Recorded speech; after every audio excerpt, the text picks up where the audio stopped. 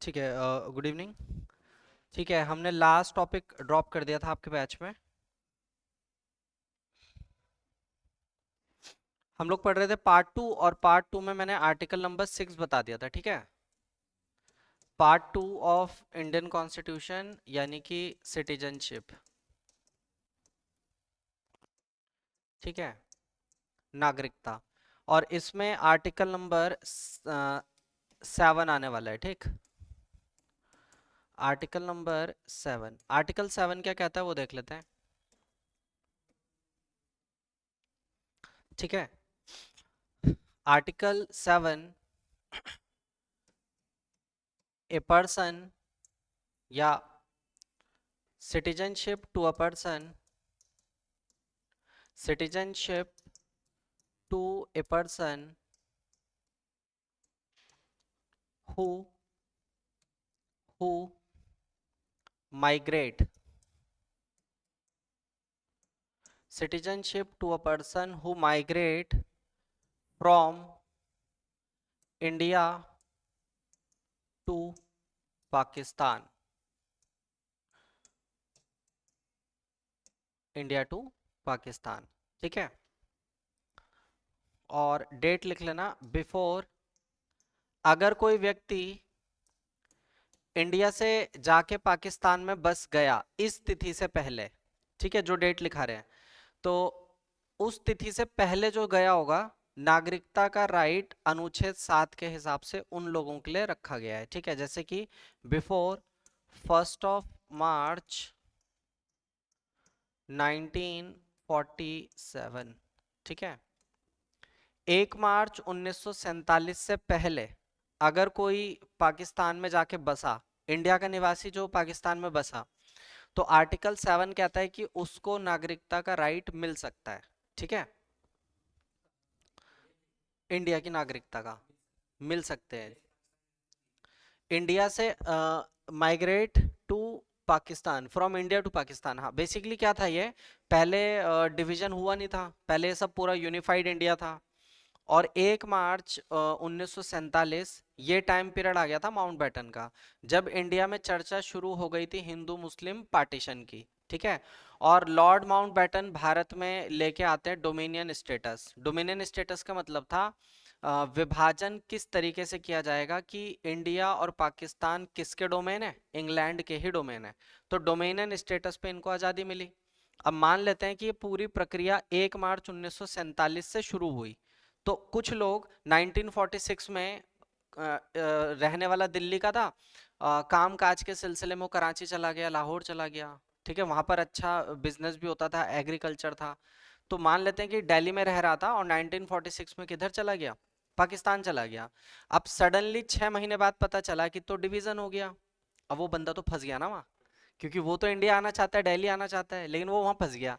तो आर्टिकल 7 ये चीज प्रॉमिस कर रहा था, भीमराव अंबेडकर ने ये लिखा था अनुच्छेद 7, ताकि जो व्यक्ति 1 मार्च 1947 से पहले पाकिस्तान गया है तो उसको नागरिकता प्रदान की जाएगी भारतीय संविधान के किस अनुच्छेद के हिसाब से, अनुच्छेद 7। ठीक है, next article number 8,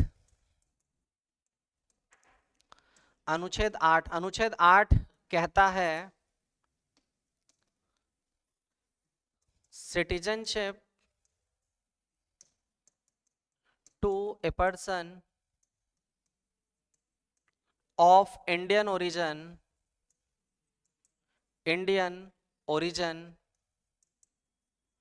citizenship to a person of Indian origin who is residing outside India, residing outside India। ठीक है, citizenship to a person of Indian origin who is residing outside India for purpose of employment, education, etc. employment, education, etc. इसका मतलब है कोई व्यक्ति जो भारतीय मूल का है और विदेश में रह रहा है, इंडिया से बाहर रह रहा है, तो उसको अनुच्छेद 8 के तहत क्या प्रदान की जाएगी? नागरिकता। जैसे कि मान लेते हैं कोई पर्सन, एग्जाम्पल ले लेते हैं इसका, जैसे रचिन रविंद्र है ना, रचिन रविंद्र न्यूजीलैंड के क्रिकेट प्लेयर। इनके माता पिता या दादा दादी सब बैंगलोर के हैं, कर्नाटक के हैं, और माता पिता जॉब के सिलसिले में चले गए न्यूजीलैंड। अब जॉब उनकी वहीं है, तो वो वहां रहने लगे और वहीं बर्थ हुआ रचिन रविंद्र का। ठीक है ना? तो रचिन रविंद्र अब चाह रहे हैं कि उन्हें भारत की नागरिकता मिल जाए। खाली मैं ये चीज मैं बोल रहा हूँ, वो चाह रहे हैं कि उन्हें भारत की नागरिकता मिल जाए और वो इंडियन क्रिकेट टीम के लिए खेलें। ठीक है? तो रचिन रविंद्र को भारत की नागरिकता मिल सकती है क्योंकि उनके माता पिता दादा दादी भारतीय मूल के हैं। तो किस अनुच्छेद के हिसाब से ऐसा हो सकता है? आर्टिकल 8। क्लियर ना? Next, article number 9। न्यूजीलैंड के खिलाड़ी आजकल फॉर्म वीक चल रही है उनकी, खेल नहीं पा रहे। जब नए नए आए थे ना, बहुत ताबड़तोड़ शतक मारे उन्होंने। आर्टिकल 9 कहता है, voluntarily acquire citizenship, voluntarily acquire citizenship of foreign voluntarily acquire citizenship of foreign state। इसका मतलब है, आर्टिकल 9 कहता है कि अगर कोई व्यक्ति भारत की नागरिकता छोड़ के किसी दूसरे देश की नागरिकता लेना चाहता है तो भारत उसको अनुच्छेद 9 के तहत यह क्षमता प्रदान करता है। ठीक है ना? अगर आप भारत छोड़ के जाना चाहते हो किसी दूसरे देश, तो इंडिया आपको मना नहीं करेगा, बल्कि इसके लिए आर्टिकल 9 है। ठीक है? आर्टिकल 9 सिंपली ये कह रहा है, voluntarily acquired citizenship of foreign state. कोई ऐसा व्यक्ति जिसने अपनी इच्छा से विदेश की नागरिकता ले ली हो, कोई ऐसा है जिसने अपनी इच्छा से इंडिया छोड़ के विदेश की नागरिकता ले ली हो? प्रियंका चोपड़ा एक एग्जाम्पल हो सकता है कि उन्होंने निक जोनास से विवाह कर लिया, तो उन्हें नागरिकता अमेरिका की मिलेगी, और अमेरिका की नागरिकता मिलेगी तो इंडिया की छोड़नी पड़ेगी। तो एक एग्जाम्पल हो सकता है प्रियंका चोपड़ा का। ठीक है? और ऐसे बहुत से व्यक्ति होते हैं जो अपनी इच्छा से इंडिया की नागरिकता छोड़ देते हैं और देश छोड़ के चले जाते हैं दूसरे देश में। ठीक है ना? तो ऐसा डाटा आपको इंटरनेट पे मिल सकता है कि अभी हाल फिलहाल में भारत से कितने लोगों ने भारत को छोड़ दिया और वो अपनी इच्छा से कहाँ चले गए, अदर कंट्री, अलग अलग देशों में, नॉट ओनली अमेरिका, किसी और देश में चले गए और वहीं के नागरिक हो गए। ठीक है ना? इंडिया फिर नहीं आए वो। तो इसका रिकॉर्ड भी किस पे अवेलेबल होता है? इंटरनेट वगैरह पे होगा, क्योंकि भारत में 140 करोड़ आबादी है और बहुत से लोगों को रिसोर्सेज भी नहीं मिल पा रहे हैं ठीक से, जॉब्स वगैरह नहीं हो पा रही है। जॉब्स के लिए जाते हैं और फिर जैसे मान लो किसी का कॉन्ट्रैक्ट लॉन्ग टर्म का है, तो फिर वो नहीं आएगा ना, फिर तो वो जॉब करेगा वहीं, तो फिर वो वहीं की नागरिकता चाहेगा। ठीक है ना? ठीक है। कौन सा? हम्म और कंट्रीज आपको डुअल सिटीजनशिप भी रखती हैं और अपने संविधान के हिसाब से नागरिकता प्रदान करती हैं। ठीक है ना? अगर आप इंडिया से काम के सिलसिले में अमेरिका जा रहे हो, आपका वर्क वीजा बनेगा 2 साल का। ओके? क्योंकि आप इंडिया वापस आना चाहते हो। अब मान लेते हैं कि अगर आपको वर्क वीजा अपग्रेड करवाना है, मतलब आपको और लंबे समय तक काम करना है, 2 साल 3 साल, तो फिर एवरी 2 ईयर में आपका जो वीजा होगा ना, वो अपडेट होगा। ठीक है ना? आपको उस दोबारा से रिन्यू करवाना पड़ेगा। तो बस ये प्रोसेस है। हम्म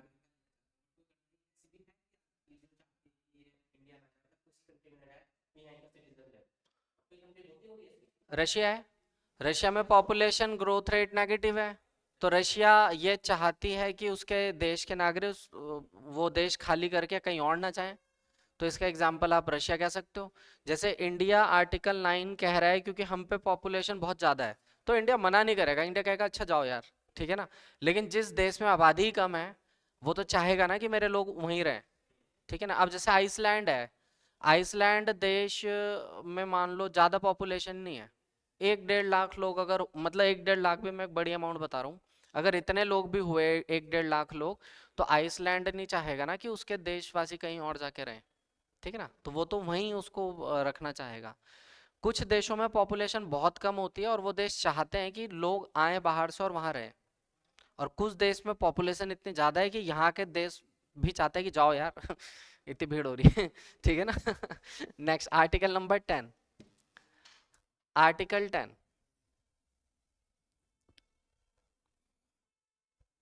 अनुच्छेद 10 कहता है,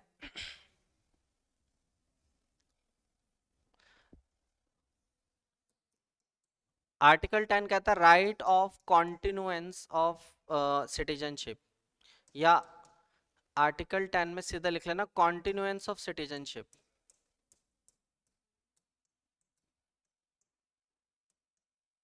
of citizenship, citizenship, continuance of citizenship का क्या मतलब होता है, ठीक है।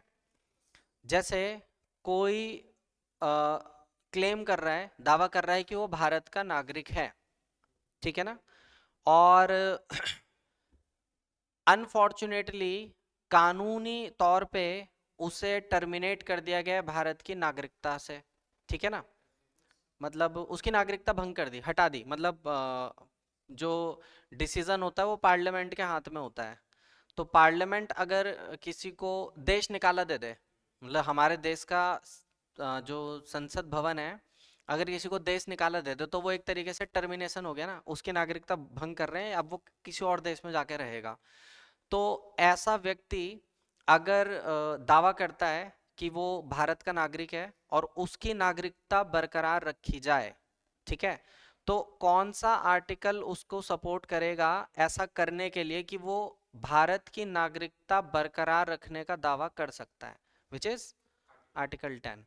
क्योंकि अगर मान लेते हैं कि जैसे रोहिंग्या मुसलमान है, रोहिंग्या मुसलमान इंडिया आ गए थे, अब रोहिंग्या मुसलमान अगर यहाँ पे दावा कर देते कि जी हम भारत के नागरिक हैं, तो ये मामले कोर्ट वगैरह में चलते सिटीजनशिप के, है ना।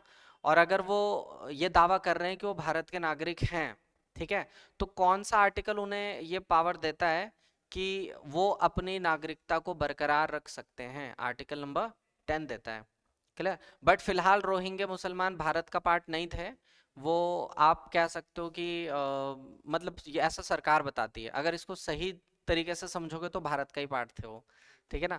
मतलब करंट रूलिंग पार्टी आपको बताएगी कि वो बांग्लादेशी हैं, रोहिंग्या, लेकिन अगर आप इसको 2015 से 2019 के बीच एनालाइज करोगे तो रोहिंग्या मुसलमान उत्तर पूर्व के भाई बंधु हैं भारत के, ठीक है ना, जिसको सरकार की स्ट्रैटेजी की वजह से खामियाजा भुगतना पड़ा जब एनक्लेव्स बदले गए।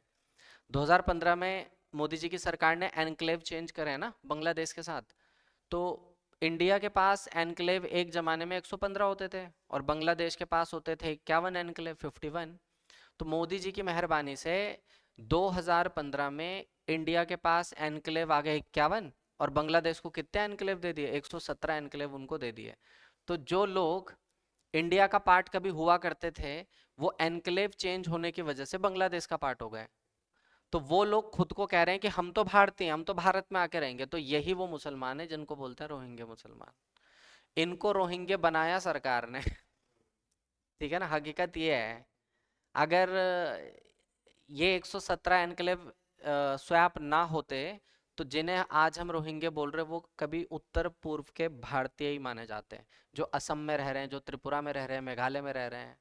तो सरकार की चालती है ठीक है ना, एनक्लेव बदलना। और गवर्नमेंट ने ये बोला कि वो बॉर्डर को वेल डिफाइन करना चाहते हैं। आप इंटरनेट पे इसको पढ़ोगे तो यही जानकारी मिलेगी कि बॉर्डर को सही से डिमार्केट करने के लिए ऐसा किया गया, ठीक है ना।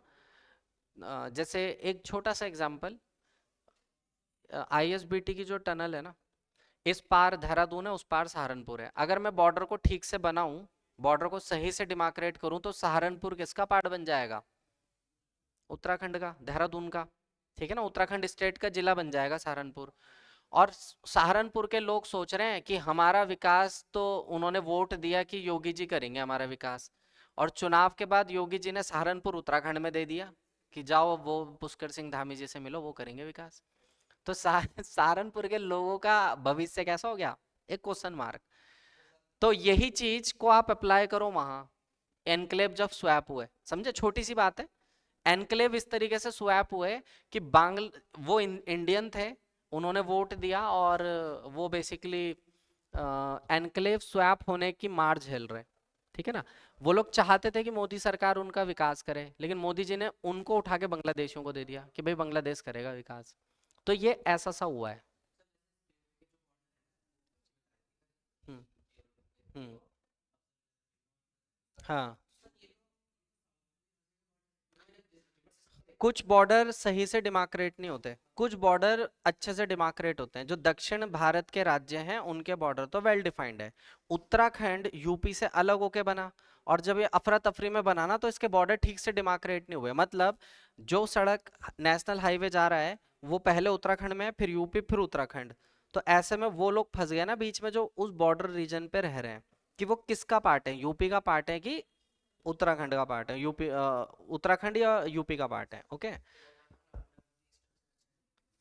हाँ, ये जो रिसेंट में स्टेट बनते हैं और जिनके बॉर्डर ठीक से डिमार्केट नहीं हो पाते, उन स्टेट्स में दिक्कत देखी जाती है। तो प्रोबेबली आप तेलंगाना आंध्र प्रदेश को भी कह सकते हो, उत्तराखंड यूपी को आप कह सकते हो। बाकी तो सबके बॉर्डर वेल डिफाइंड है। जैसे पंजाब हरियाणा का वेल डिफाइंड बॉर्डर है, सबको पता है, पंजाब के लोगों को पता है हमारा कहाँ तक है और उनका कहाँ तक है। ठीक है ना, ये चीज है।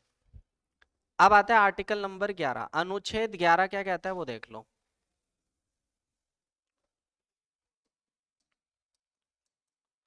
आर्टिकल नंबर 11, बहुत से लोगों को तो पता ही नहीं है ये, जब एनक्लेव स्वैप हुए ना, पता ही नहीं है लोगों को, जनता को।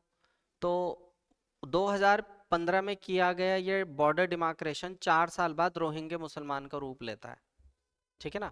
तो जो अपोजिशन है ना, वो इस बात को नहीं मानता कि वो रोहिंग्या हैं, वो भारतीय थे, ठीक है। वो तो गवर्नमेंट स्ट्रैटेजी होगी ना कि भाई वो पर्सन, जो मैंने उदाहरण दिया कि सहारनपुर में कोई रह रहा और वो इस उम्मीद में वोट दे रहा है कि जी योगी जी विकास करेंगे, और योगी जी ने चुनाव जीतने के बाद सहारनपुर उत्तराखंड को दे दिया।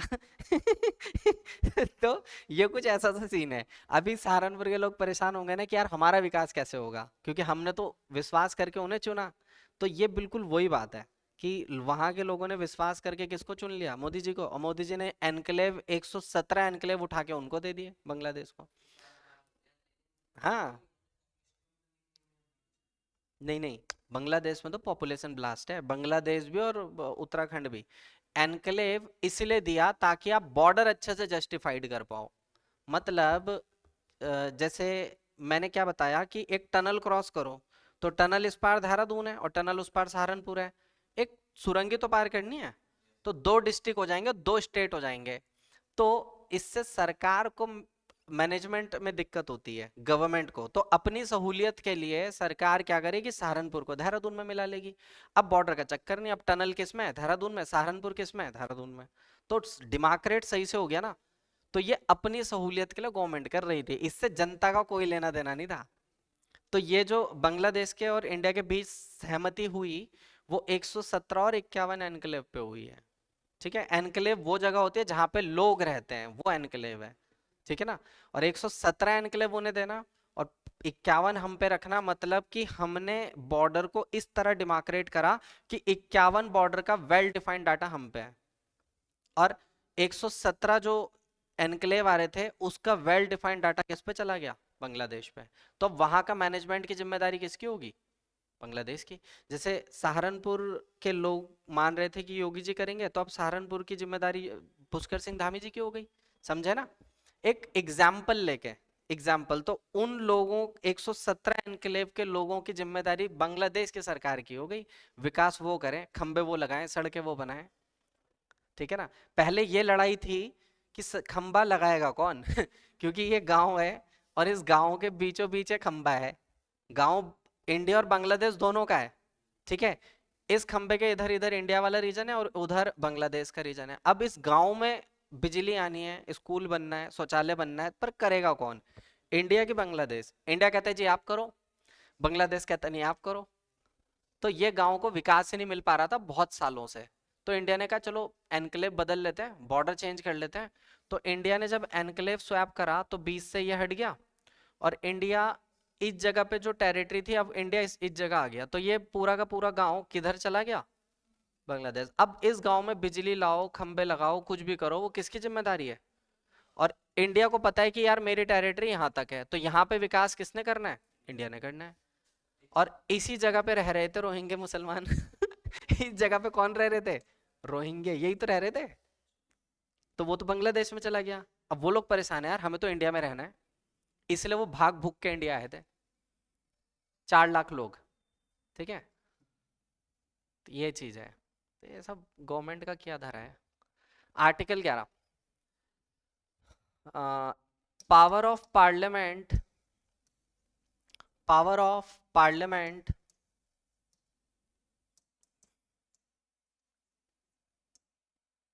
To modify law related to citizenship, citizenship। ये पावर पार्लियामेंट के हाथ में है कि वो नागरिकता से रिलेटेड जो कानून हैं उनमें सुधार वही कर सकता है, संसद भवन ही कर सकता है। आप और हम नहीं कर पाएंगे नागरिकता में सुधार, क्योंकि हम वी आर कॉमन मैन। हम लोग सिर्फ देख सकते हैं तमाशा, इससे ज्यादा हम लोग क्या ही करेंगे। जैसे कि मान लो नागरिकता भारत को, भारत में नागरिकता 5-11 साल में मिलती थी, ठीक है? अभी नागरिकता आपको मिल जाएगी 5 साल के अंदर। तो उसके लिए एक संशोधन किया गया जिसका नाम था सिटीजन अमेंडमेंट बिल, नागरिकता संशोधन विधेयक। तो कैब भारत में ये बिल कौन लेके आया? Parliament, ruling party. और रूलिंग पार्टी ने संसद में प्रस्ताव पारित कर दिया कि वो नागरिकता में सुधार चाहते हैं। तो वो कौन से आर्टिकल की पावर यूज कर रहे हैं? तो क्या आप और मैं किसी कोर्ट में इसको चैलेंज कर सकते हैं? नहीं, नहीं कर पाएंगे, क्योंकि पार्लियामेंट सीधे सीधे आपको समझाएगा कि ये आर्टिकल 11 के अनुसार हमने करा है, आप मना नहीं कर पाओगे। ठीक है, इवन कोई भी कोर्ट इसको, केस को एडमिट ही नहीं करेगा, क्योंकि पार्लियामेंट की जो रूलिंग पार्टी है वो संवैधानिक रूप से काम कर रही है अनुच्छेद 11 का यूज करके। तो इट इज नॉट चैलेंजेबल। तो सरकार ने दिखाया ना आपको, नागरिकता संशोधन विधेयक कर दी उन्होंने, नागरिकता अब 5 साल की। ठीक है ना? तो अब विदेश से कोई व्यक्ति इंडिया में आना चाहता है और यहाँ का भीड़ बढ़ाना चाहता है, तो उसे कितने साल में नागरिकता मिल जाएगी? 5 साल में मिल जाएगी। 11 साल सही था, उसमें जल्दी से नहीं मिलती ना इंडिया की नागरिक। इंडिया की नागरिकता लेना एक जमाने में टफेस्ट होता था, अभी इजी हो गया। इजी इन द सेंस कि आपको 5 साल ही तो वेट करना है, आफ्टर 5 ईयर आप नागरिकता ले सकते हो। अक्षय कुमार कई साल से ट्राई कर रहे थे ना नागरिकता की, लेकिन मिल नहीं रही थी। अभी जैसे ये सिटीजन अमेंडमेंट बिल आया उसके बाद इनको मिल गई, अब वो नागरिक हैं भारत के, अदनान समी नागरिक हैं। तो ये चीज है। ओके, ठीक है, पार्ट नंबर 2 डन है। अब आ जाइएगा पार्ट नंबर 3, संविधान का भाग 3। ये अपने आप में एक बहुत अच्छा चैप्टर है, हेडिंग बना लीजिए, part 3 of Indian constitution deals with fundamental right, fundamental rights, मूल अधिकार, फंडामेंटल राइट्स। ठीक है, तो फंडामेंटल राइट्स क्या क्या हैं वो देख लेते हैं, फिर उसके बाद आगे बढ़ेंगे इसमें आर्टिकल्स के साथ। ठीक है, फंडामेंटल राइट्स कितने हैं? 7 वैसे 7 होते थे, अभी 6 हैं। ठीक है, फंडामेंटल राइट्स ओरिजिनल संविधान में 7 बताए गए हैं, एक को रिमूव कर दिया गया है। ठीक है, फंडामेंटल राइट्स है 6 हैं, जिसमें सबसे पहला आता है राइट टू इक्वालिटी,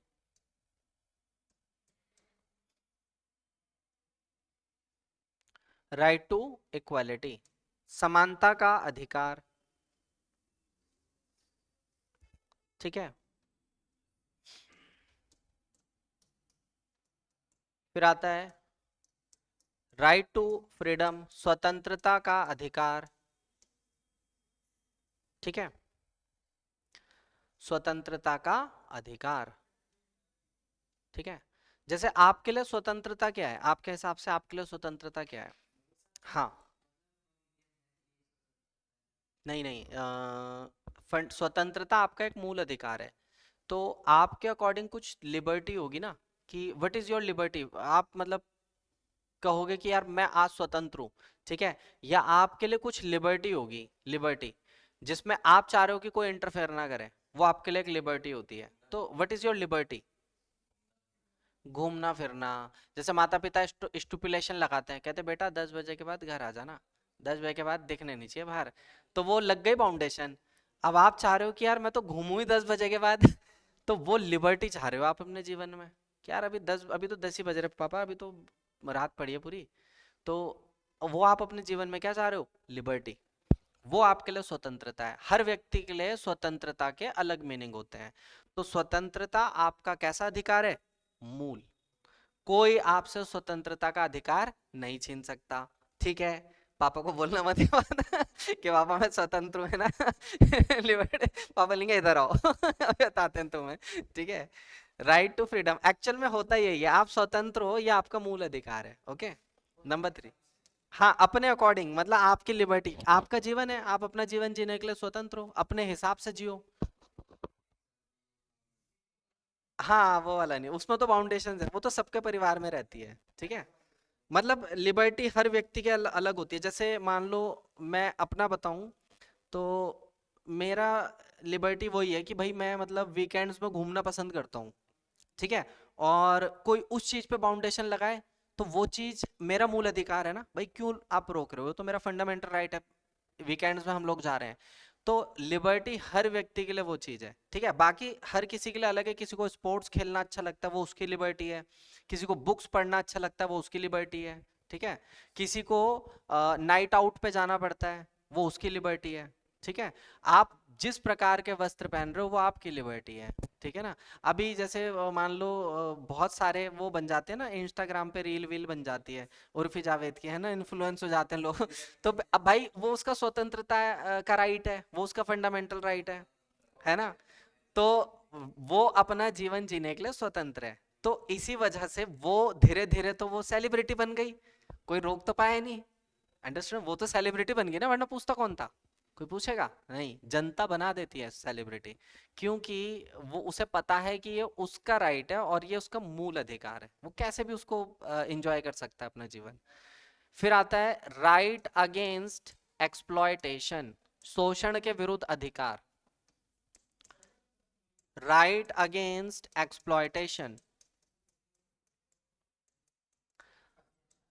हाँ, राइट अगेंस्ट एक्सप्लॉयटेशन, एक्सप्लॉयटेशन में अभी वैसे आर्टिकल आते हैं, बट मैं एक हल्का फुल्का समझा देता हूँ, कि जैसे आपने सुना होगा बाल मजदूरी, जैसे एक रेस्टोरेंट है उस पे छोटा सा बच्चा काम कर रहा, ठीक है, कपड़ा वपड़ा मार रहा, आपके लिए आपने बोला "ए, छोटी तरह ये लिया, कॉफी लिया, चाय लिया, है ना, तो ठीक है, आपने, वो बच्चा आया और उसने टेबल वेबल साफ करी और आपके लिए प्रोडक्ट भी ला गया।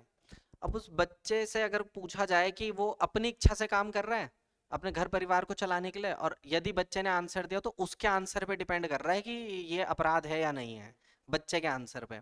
अगर वो बच्चा बोलेगा कि भैया मैं ना बड़ा परेशान हूँ, ये मालिक पैसे भी नहीं देता और मुझे मतलब यहाँ काम करा रहा है, मुझे बचा लो, लाइक, तो अब हो गया ये इलीगल, इसमें तो वो बंदा बहुत लंबा जाएगा जिसका वो दुकान उकान होगी, है ना।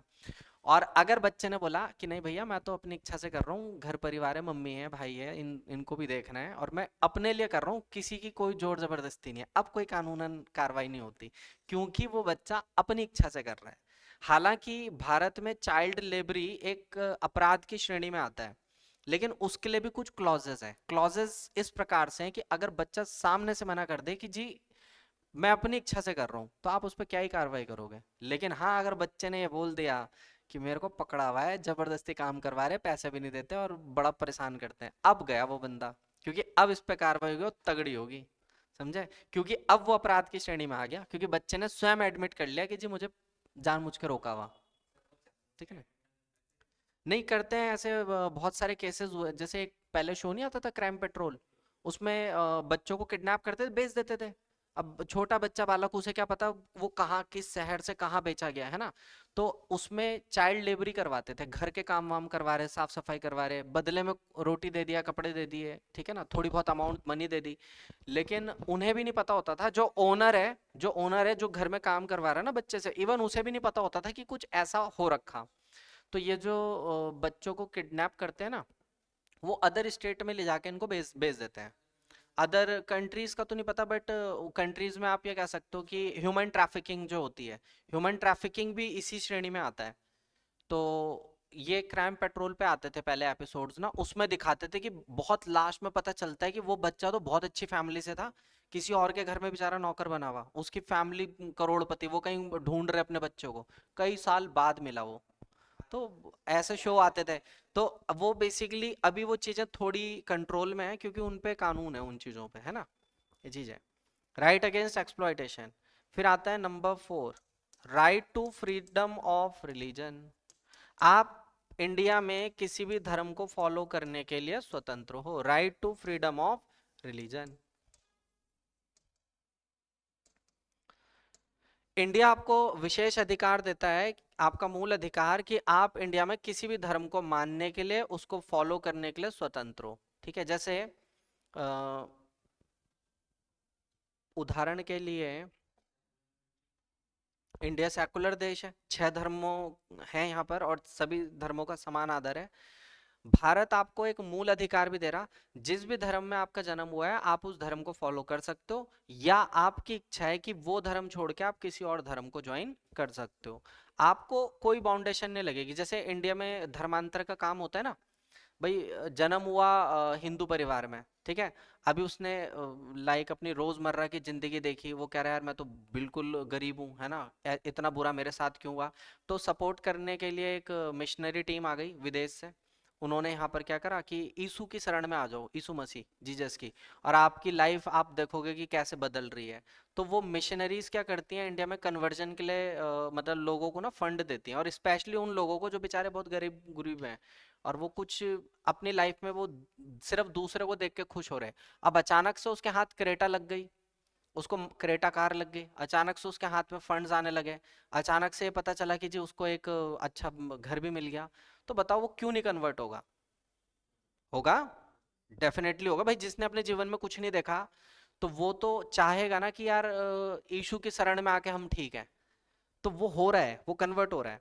और फंड्स, पैसा विदेश से जो यहाँ आता है, वो इसी तरह के कन्वर्जन्स के लिए दिया जाता है, क्योंकि इंडिया एक हिंदू कंट्री है और विश्व में सबसे बड़ा रिलीजन कौन सा है? क्रिश्चियनिटी। तो धीरे धीरे करके इंडिया में आप कह सकते हो उन लोगों को, क्योंकि यहाँ पे सिर्फ 2% या 3% क्रिश्चियनिटी है पूरे इंडिया में। क्रिसमस 80% हिंदू मनाते हैं। कभी देखना मॉल वॉल जाके, हिंदू तो मना रहे 80%, और कौन मना रहा? 2% क्रिश्चियन है इंडिया में जो प्योर उसमें है। तो उनकी पॉपुलेशन कैसे बढ़ेगी? कन्वर्जन। तो क्या आप किसी को रोक सकते हो, मना कर सकते हो कि भाई ये मत करो? नहीं ना। क्यों? क्योंकि उसका भी अपना राइट है। भारत का कॉन्स्टिट्यूशन कह रहा आप इंडिया में स्वतंत्र हो किसी भी धर्म को फॉलो करने के लिए, कोई मना नहीं कर सकता आपको। करीना कपूर ने विवाह कर लिया ना एक मुस्लिम लड़के से, सैफ अली खान से, किसी कोई रोक पाया? कोई भी नहीं रोक पाया। ठीक है, inter religion marriages other religion में कर ली। तो वो कौन से ऐसे राइट्स हैं जो आपको ये अधिकार देते हैं? ये वाले हैं। इसमें बहुत सारे आर्टिकल आते हैं, बहुत अच्छे अच्छे आते हैं, जो आपको धर्म की परिभाषा समझाते हैं। ठीक है, फिर आता है cultural and educational right. Cultural and educational right. Hmm, ये आपकी स्वतंत्रता है। जैसे मान लो आप अभी क्लास में बैठे हो, मैं लिखा रहा हूँ बोर्ड पे, और आप पीछे से बोल रहे हो कि सर ये ऐसे है ना, आप स्वतंत्र हो ना बोलने के लिए। अगर ये डिक्टेटरशिप होती, दरवाजा बंद होता और मैं बोलता पिन ड्रॉप साइलेंस, अगर मैं एक खड़ूस टाइप का फैकल्टी होता, ठीक है ना, बोलता आवाज नहीं आनी चाहिए तुम्हारी क्लास में। तो अब बताओ मैंने तुमसे कौन सा अधिकार छीन लिया? Right to freedom of speech, बोलने का अधिकार। यही तो बात है ना भाई। आप किसी भी मुद्दे पे डिस्कशन कर सकते हो, किसी भी, ठीक है, आप स्वतंत्र हो ना बोलने के लिए। मीडिया है ना भारत देश की, वो ऐसे माइक पकड़ लेते और आपसे सवाल पूछते, आप क्या कहना चाहेंगे इस भूकंप के बारे में? अरे तुम भी उसी भूकंप में, हम भी उसी भूकंप में। क्या कहना चाहेंगे तुम भी खुद स्वयं देख लो। तो वो ऐसे ऐसे क्वेश्चन पूछते हैं, लेकिन वो स्वतंत्र हैं पूछने के लिए, क्योंकि उनके पास स्वतंत्रता का अधिकार है, राइट टू फ्रीडम। और ये वाला जो ये धार्मिक स्वतंत्रता है, ठीक है ना। अब जैसे आपका नाम क्या बेटा? हेमंत। हेमंत चाह रहा है कि मैं जीएमएस रोड पे ना भंडारा कराऊं, तो वो स्वतंत्र है, करवा सकता है। पुलिस प्रशासन इसको प्रोटेक्शन देगी और पूरे भंडारे के लिए अलग से व्यवस्था करवाएगी कि ट्रैफिक दूसरी सड़क से डाइवर्ट हो, और भंडारा चल रहा जीएमएस रोड पे बढ़िया। लेकिन हेमंत सोच रहा है कि यार आज मेरा बर्थडे है, केक काटूं जीएमएस रोड पे, अब पकड़ा जाएगा क्योंकि ये व्यक्तिगत हो गया। ये क्या हो गया? व्यक्तिगत। हाँ भाई क्या कर रहे थे, पुलिस वाले आए ना। तो कॉन्सेप्ट ये है कि अगर वो धर्म से है तो तुम कुछ भी करो, कोई मतलब नहीं है, क्योंकि ये आपका मूल अधिकार है। तो जब शिव बारात आती है या लाइक वो निकल रही होती है, कांवड़ आ रही होती है, तो लोग जगह जगह पे पंडाल लगाते हैं, पूरे रास्ते में शरबत बांटते हैं, फूडिंग बांटते हैं, कोई पकौड़ी दे रहा, कोई कॉफी दे रहा, कोई कुछ दे रहा। तो ट्रैफिक जाम तब भी होता है, लेकिन वो धार्मिक कार्य है, इसलिए पुलिस वाले कहते हैं अरे भाई एक हमें भी पकड़ा दो यार कोल्ड ड्रिंक। तो कॉन्सेप्ट ये है ना कि वो लोग भी इंजॉय करते हैं उस भंडारे को, क्योंकि ये आपका मूल अधिकार है। तो इसमें जो दो फ्रीडम है ना बेटा, इन दोनों के मीनिंग अलग अलग है, आर्टिकल से समझ जाओगे। Okay. Cultural and educational right, ये आपका सांस्कृतिक और शिक्षा का अधिकार है, cultural and educational right. And last आता है राइट ऑफ कॉन्स्टिट्यूशनल रेमेडी, संवैधानिक उपचार। राइट ऑफ कॉन्स्टिट्यूशनल रेमेडी, संवैधानिक उपचार।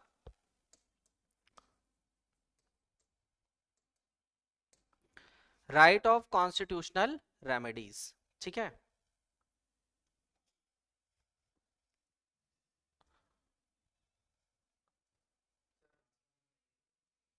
राइट ऑफ कॉन्स्टिट्यूशनल रेमेडी, इसको समझ लेते हैं, ठीक। संवैधानिक उपचार क्या होते हैं?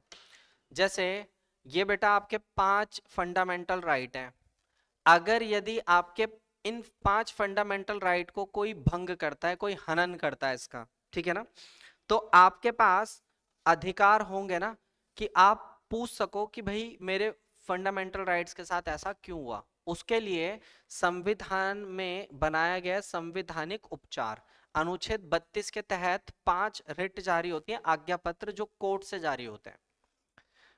सुप्रीम कोर्ट और हाई कोर्ट आपके मूल अधिकार का रक्षक है और संविधान का भी रक्षक है। तो मान लो किसी ने आपका फंडामेंटल राइट वॉयलेट कर दिया, जैसे राइट टू एजुकेशन, शिक्षा का अधिकार है, आपका पढ़ने लिखने का अधिकार है, ठीक है। और लाइक वो इसमें आ रहा है, राइट टू फ्रीडम में आ रहा है शिक्षा का अधिकार। अब मैं कह रहा हूँ हेमंत, मैं डेली क्लास में आ रहा हूँ, मैं कह रहा हूँ हेमंत बाहर जाओ, ठीक है, बिना बात के, क्योंकि कुछ खड़ूस फैकल्टी होते हैं ना, वो कहते हैं भगाओ इसको। तो आपको बाहर खड़ा कर दिया, पढ़ने लिखने नहीं दे रहा, तो कॉन्सेप्ट क्या है, आपका फंडामेंटल राइट का हनन हो गया। तो आप पूछ सकते हो क्यों वरंटो, किस अधिकार से, किस अधिकार से मुझे बाहर खड़ा किया जा रहा है, आप पूछ रहे हो ना लीगल तरीके से। तो कॉन्स्टिट्यूशन आपको राइट देता है कि यदि आपके फंडामेंटल राइट वॉयलेट होते हैं तो आप 5 प्रकार के आज्ञा पत्र होते हैं, quo warranto, habeas corpus, mandamus certiorari and one is prohibition. इन पांचों में से जो रिट एप्लीकेबल होगी वो आप कोर्ट के माध्यम से जारी करवा सकते हो। और एक लीगल तौर पे सवाल पूछ सकते हो कि किस अधिकार से आपके मूल अधिकारों का हनन हुआ, ठीक है ना। तो आर्टिकल 32 आपके फंडामेंटल राइट्स की रक्षा के लिए बना है, ठीक है ना। तो इसमें आर्टिकल 32 आता है, 32, 33, 34, 35 ये सब आते हैं, ठीक है। तो ये वाला इनकी रक्षा के लिए बना है, बस ऐसा समझ लो। जैसे मैंने यहाँ पे बताया कि करीना कपूर विवाह कर रही है सैफ से, अब समाज के लोग आ गए भाई, समाज के ठेकेदार आ गए, 3-4 हजार लोग आ गए, नहीं नहीं नहीं नहीं, करीना कपूर नहीं नहीं, उससे विवाह नहीं करना। तो उसका फंडामेंटल राइट क्या हो रहा है, वॉयलेट हो रहा है ना करीना का।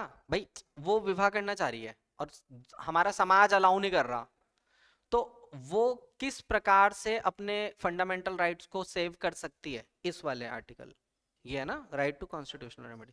तो अब उसके विवाह में कोई दिक्कत नहीं आएगी क्योंकि पुलिस प्रोटेक्शन में होगा, घुसने भी नहीं देंगे अंदर, बाहर से अच्छा करीना है ठीक है। दूर सारे बाल दिख गए, ठीक है ना। बोलते हैं ना जो सेलिब्रिटी होते हैं, हाँ, तो वो पुलिस प्रोटेक्शन में होता है ना सब कुछ। हाँ, राइट टू फ्रीडम।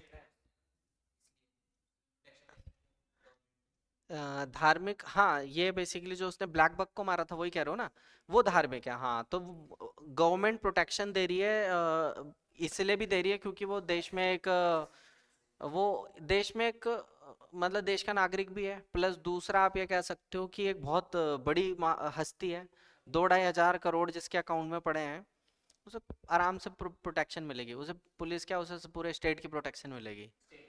समझ रहे हो? सेना, स्टेट दे रही है उसको पूरा प्रोटेक्शन।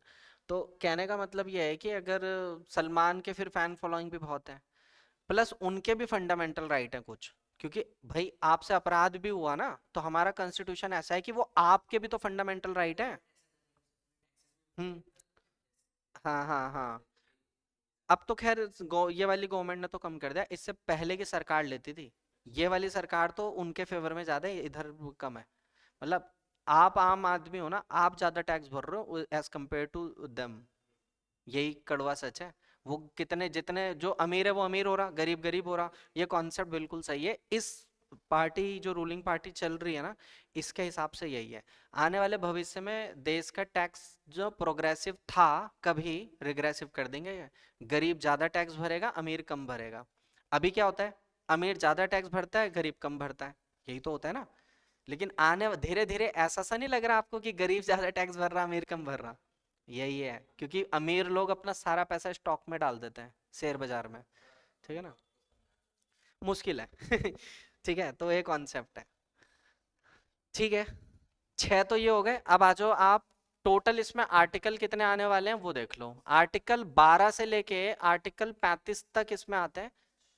टोटल आर्टिकल है,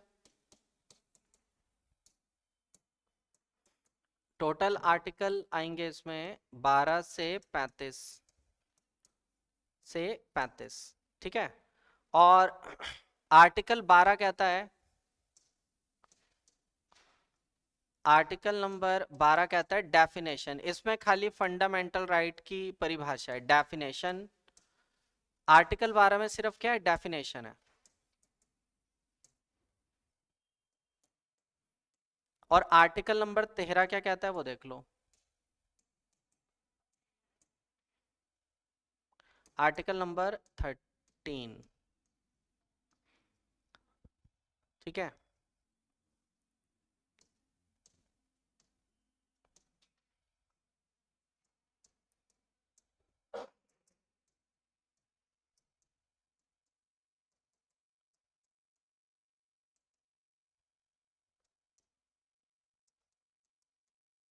संविधान के भाग 3, संविधान के भाग 3 को अ, तत्काल लागू करने के लिए बने कानून, अनुच्छेद 13 के पावर के तहत बने हैं। ठीक है, वो कानून जो लागू करवाता है क्या, संविधान के भाग 3 को।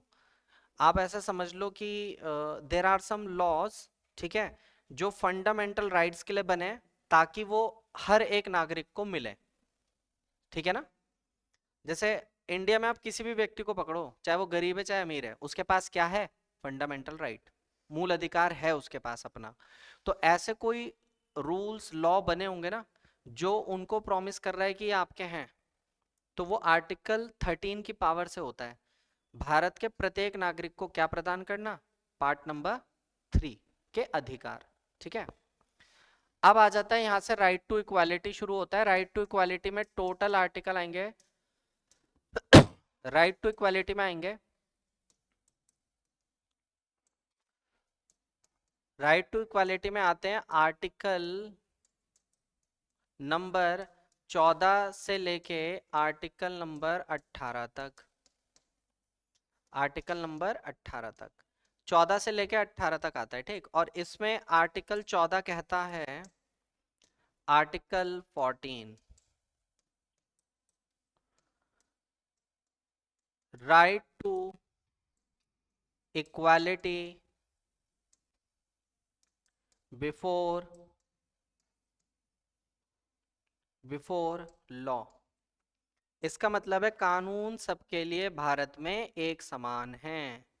ठीक है, कानून सबके लिए भारत में क्या है, एक समान है। ठीक है, right to equality before law, अनुच्छेद 14।